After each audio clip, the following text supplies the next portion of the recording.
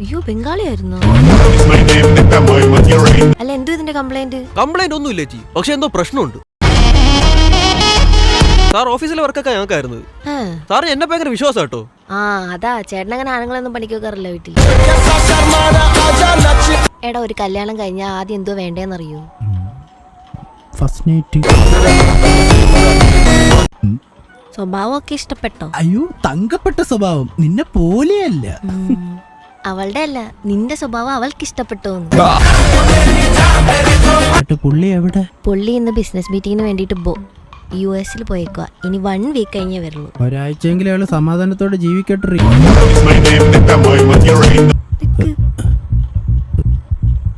നിനക്ക് ഒന്ന് പോവാൻ അനുവാദം ഇല്ല. ഇതെന്തോന്ന് വരിക്കശ്ശേരി മനെ.